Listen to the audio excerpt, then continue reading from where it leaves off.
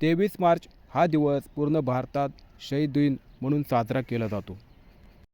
भगतसिंग, सुखदेव आणि राजगुरू यांनी आपल्या प्राणाचे बलिदान आपल्या भारतासाठी दिले होते. आपला देश इंग्रजांच्या तावडीतून सुटावा, स्वातंत्र्य मिळावे या उद्देशाने त्यांनी आपल्या प्राणाचे बलिदान दिले. आपल्या शहराचे सुपुत्र असलेले राजगुरू यांचा वाडा बनवण्याचे काम चालू आहे. त्याचा जीर्णोद्धार करण्याचे काम चालू आहे. ते पाहण्यासाठी मी आतमध्ये गेलो. अतिशय सुरेख अशी फुलांची सजावट वाड्याला केली होती. पूर्ण वाड्याला सजावट केली होती. तसेच लायटिंगच्या माळासुद्धा लावलेल्या होत्या. राजगुरू यांचा जन्म 24 ऑगस्ट 1908 रोजी राजगुरुनगर येथे झाला. राजगुरुनगर हे तालुका खेड, जिल्हा पुणे येथे आहे. आज शहीद दिन असल्याने जेवढे फोटो होते तेवढे फोटो सगळे व्यवस्थित बाहेर मांडले होते, जेणेकरून सर्व लोकांना त्याची माहिती मिळेल. राजगुरू यांचा वाडा बनवण्याची मागणी अतिशय जुनी मागणी होती. त्याला आता यश आलेले आहे. राजगुरू यांचे बालपण आपल्या पूर्वीचे नाव खेडमध्ये गेले. ते आपल्या भीमा नदीत पोहत, तसेच डोंगराला सुद्धा जात. तेथे ते नेमबाजीचा सराव करत आणि भीमा नदीला जेव्हा पाणी येत तेव्हा ते पोहण्याची प्रॅक्टिस करत. ते अतिशय चांगले पोहणारे होते. इंग्रजांच्या काळात आपल्या गावाचं नाव खेड असं होतं. राजगुरू यांनी आपल्या देशासाठी वयाच्या अवघ्या 22व्या वर्षी आपल्या प्राणाचे बलिदान दिले. त्यामुळे त्यांचा सन्मान म्हणून आपल्या गावाचे नाव पहिले खेड होते, ते बदलून राजगुरुनगर असे केले आणि आता आपल्या शहराचे नाव राजगुरुनगर हे पूर्ण महाराष्ट्रात ओळखले जाते. 23 मार्च 1931 रोजी तिघांना फाशीची शिक्षा देण्यात आली. इंग्रज अधिकाऱ्याची गोळ्या घालून हत्या केल्याबद्दल तसेच संसदेत बॉम्ब फेकल्याबद्दल तिघांना फाशीची शिक्षा देण्यात आली होती. ही बातमी त्या काळात पूर्ण महाराष्ट्रात, पूर्ण देशात पसरली होती. त्यामुळे पूर्ण महाराष्ट्रात तणावाचे वातावरण होते. अवघ्या 20-25 वर्षाचे तरुण आपल्या देशासाठी त्यांनी प्राणाचे बलिदान केले होते. हिरो जे तरुण आपण पाहत आहात त्यांनी रक्तदान केले होते. तसेच राजगुरू वाडा बनवण्याच्या कामात त्यांचे मोलाचे योगदान आहे. राजगुरू यांचा वाडा पाहून झाल्यानंतर मी बाहेर निघालो आणि थोरला वाडा असलेल्या ठिकाणी गेलो. तेथे सुद्धा माहितीपट लावलेला होता. थोरल्या वाड्याला दुपारी कुलूप लावले असल्या कारणाने मी व्हिडिओ काढू शकलो नाही. त्यामुळे बाहेरून असलेला व्हिडिओ काढला. थोरला वाडा हा राजगुरू यांच्याच नातेवाईकांचा आहे. वाड्याच्या मागील बाजूस मंदिराचे कामसुद्धा चालू आहे. त्याचासुद्धा फोटो लावला होता. मित्रांनो, पाहून घ्या थोरला वाडा आपल्या महाराष्ट्र सरकारने कसा नवीन बनवलेला आहे, कशा प्रकारे लाकडे लावली आहेत.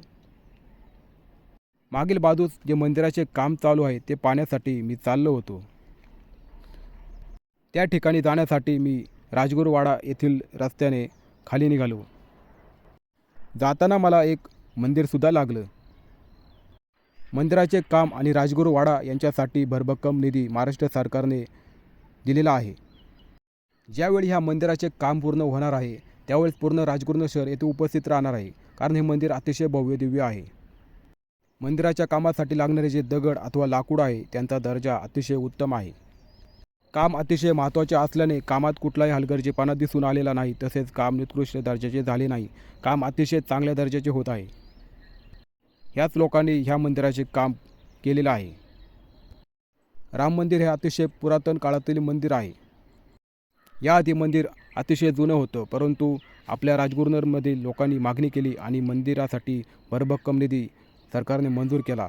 त्याच्यामुळे मंदिर पूर्णपणे नवीन बनवण्याचं काम चालू आहे. ह्या ड्रममधील लिक्विड कदाचित बांधकामासाठी लागणारं असावं. राजगुरूंचा वाडा, थोरला वाडा, राम मंदिर पाहिल्यानंतर मी थोड्या खालच्या बाजूस गेलो, जिथे ते घाटाचं काम चालू आहे. ती काठी अतिशय चांगला घाट बांधण्याचे काम होणार आहे. त्याचे सुशोभीकरण होणार आहे. चासकमान धरणाला पाणी नसल्याने भीमा नदीला सुद्धा पाणी नसतं. त्यामुळे भीमा नदी अशीच असते. खालून पाहिल्यानंतर समजते की राजगुरूवाडा किती उंचावर आहे. हे सगळे झाल्यानंतर मी तेथे पलीकडे असलेल्या एका शिवमंदिरात गेलो. हे मंदिरसुद्धा अतिशय प्राचीन काळातील आहे. सर्वांना उत्तम आरोग्य, दीर्घायुष्य मिळो अशी प्रार्थना मी देवाकडे करतो. हा सर्व परिसर पाहिल्यानंतर मी अजून एक मंदिर पाहिलं जे मला कधीच माहिती नव्हतं. विष्णू मंदिर असं नाव आहे. त्या मंदिरात मी प्रवेश केला. मी राजगुरुनगर शहरात राहतो, परंतु हे मंदिर मला कधीच माहीत नव्हतं. आज मी फर्स्ट टाईम या मंदिरात गेलो. मंदिर अतिशय प्राचीन काळातील दिसत आहे. बाजूलाच एक गाई बांधली आहे. हे विष्णू मंदिर आहे. बाहेर माहिती फलक लावलेले होते आणि त्या काळातील इमारती पहा. त्यानंतर आतमध्ये गेलो, देवाच्या पाया पडलो. अशा प्रकारे मी आजच्या दिवसाचा आढावा घेतला. तर तुम्हाला व्हिडिओ आवडला असेल तर सर्वांना सांगा सबस्क्राईब करायला लावा. येणाऱ्या काळात वेगळ्या वेगळ्या विषयावर व्हिडिओ पडणार आहेत. त्यामुळे आपण हा व्हिडिओ पूर्ण पाहिला असेल तर आपल्या घरातील सर्व लोकांना सबस्क्राईब करायला लावा. धन्यवाद.